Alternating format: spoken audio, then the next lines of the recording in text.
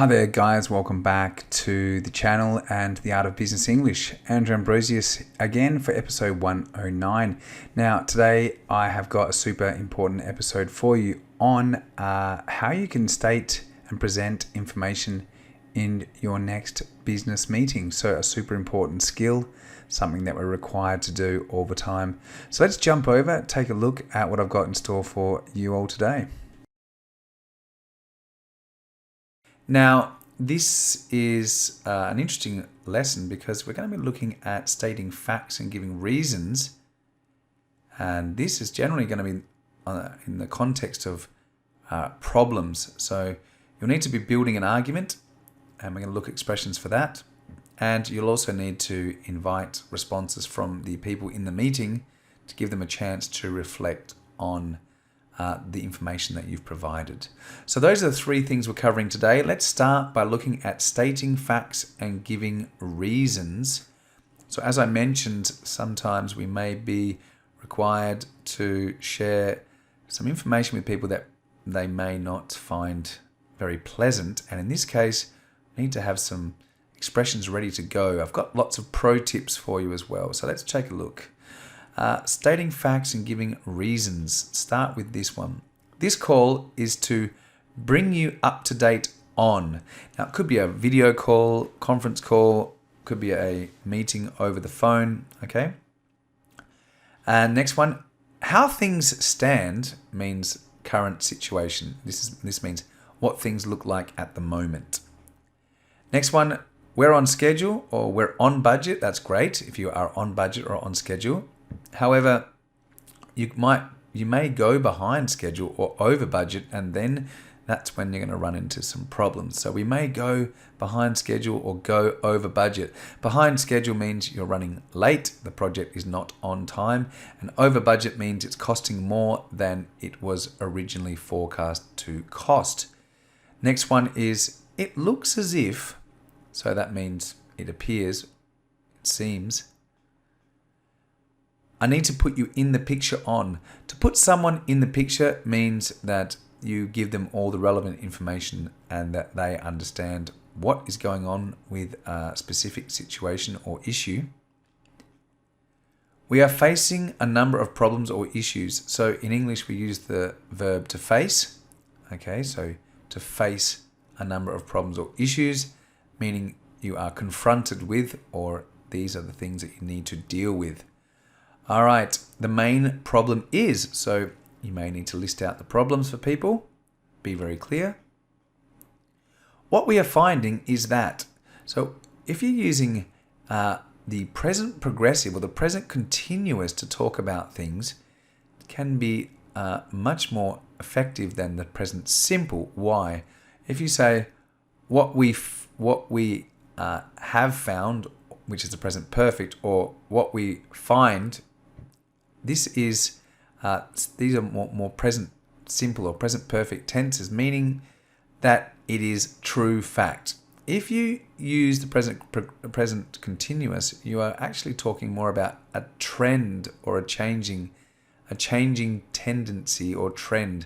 So sometimes it's better to use what we are finding, which means maybe the situation is temporary and not it's not going to be something that's going to last forever. So I recommend, where possible, using the present continuous to talk about an ongoing situation, something that's evolving or changing, to show that the people in the meeting that it's not going to be like this forever. Okay, the budget won't stretch to cover, which means, so the budget is the amount of money you have to spend, and it won't stretch, meaning it won't be able to stretch something is to, extend it out. So if the budget doesn't stretch, it means there's not enough money to cover certain things, and then which means we'll have to make some cuts to the project, or we'll have to make some changes, or we'll have to use inferior quality parts or whatever. Okay, so next one is we're unlikely to. So if we are unlikely, it means it's not probable, it's not going to happen. And we are in this situation because. So you're going to give some reasons for why you are in this situations, okay? And finally, looking at this situation realistically. So you're giving people the facts. Okay, let's look then at the pro tips. When you have to present a problem, it's a good idea to first reassure the participants that the project is not in danger. So you should say the problem, but it's okay because, and then give them the reasons why, okay?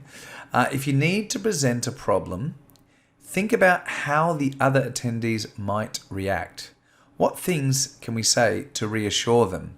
So to reassure people makes them feel comfortable and okay. So if there is a problem, then you need to give some solutions, or talk about what types of things you're doing to help overcome that problem.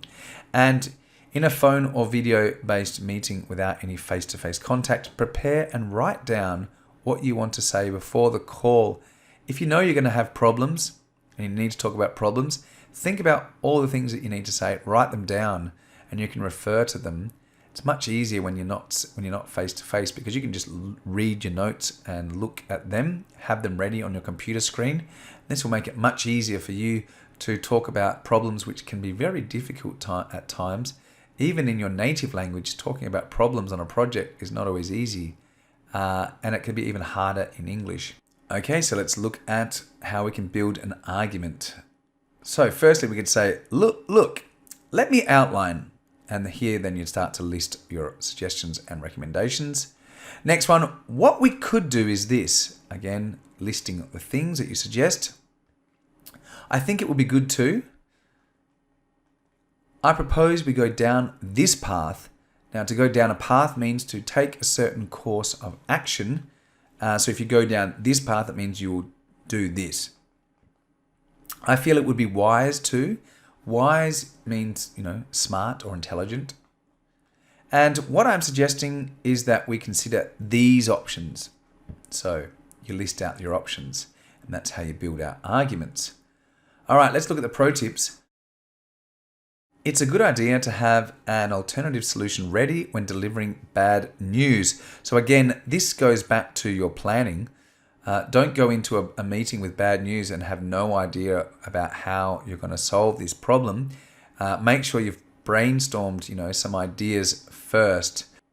Try and attach some reasons or arguments to your solutions or suggestions. This will make your ideas much more robust and much easier for people to accept. You can't just make suggestions and recommendations without actually attaching any examples or evidence to support those ideas. And use language that shows a reason, for example, due to, or since, or because of. So you need to use these types of linking words to attach reasons to what you're saying. And you can also use language that shows a result. So as a result of, therefore, too much, too many, too. Remember, too much is with a uncountable noun. So too much noise. Noise is uncountable.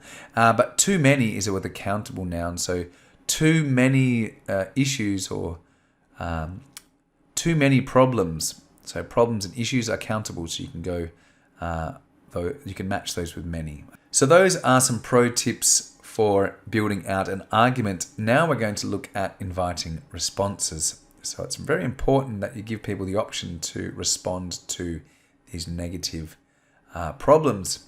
All right, have you got any suggestions? How will it impact on? So you could ask someone, how will this impact on the project or the bottom line or the budget? What are your feelings on this? How do you see the situation? Or you could say, how do you see the situation evolving in the short term? And what's your take on that? Someone's take on that is the way that they see it, how they understand it, okay, and their position, all right? So finally, pro tips here for this section is when delivering bad news, it's important to give participants an opportunity to express their reactions. You can't deliver bad news without giving people time to consider it. Be ready to listen carefully. Don't think about what you're going to say next. This is a very common problem when you're nervous because you're delivering bad news. Maybe you say, okay, I'm going to tell them this and then I'm going to tell them that. But just wait, be calm, listen to what they say. Don't think about what you're going to say next, because maybe they come up with a solution for you, or maybe they've got some ideas that will help you to resolve the issue. Be ready for some anger or frustration. People get emotional in meetings, even though in business you should try and remove your emotions and think very logically and clearly. And use language that transmits empathy. This is a great tip for making sure that people really understand that you understand them. Remember, seek first to understand others before you expect them to understand you. So you can say things like, I understand your frustration. I can see you're upset. So you're just naming the emotion, and that helps with making them calm down as well. Okay, so let's bring this now all together into a discourse. So ready? Hi everyone. Now this meeting is to bring you up to date on the Levain project and how things stand at the moment. Unfortunately, we may go behind schedule. Now, before we go any further, I want to let you know that we are in this situation because of delays with our supplier. And due to the coronavirus, we are unable to get shipments out of China. However, let me outline a few solutions. Firstly, we have been in contact with some potentially new suppliers out of Vietnam. And secondly, we've also informed the client, and we are actively managing their expectations. So we are hopeful that we can get back on schedule. Have you got any additional suggestions? Okay, so what you can see is I've used the expressions from this lesson, and I've listed out the reasons. I've tried to, reassure people that the project's going to stay on schedule, that we are looking for other solutions, and I've built my argument with, due to, so I've given reasons, and then I've listed out using sequencing language some of the things that we're trying to do to help manage the situation. So those are ways that you can put together discourse for sharing information with people that may not be great. Well, there you have it, my friends. That's the end of episode 109. I'm sure you found it very useful. There is a lot of information packed into this lesson today. Now, if you did like it, please subscribe, turn on notifications. You know how to do it. And feel free to check out more of the Art of Business English. We've got a very extensive library of material and lessons that you can learn every week for free. Well, that's it from me, guys. I'll see you all next week on the Art of Business English. As always, it's been a pleasure. Take care. Bye for now.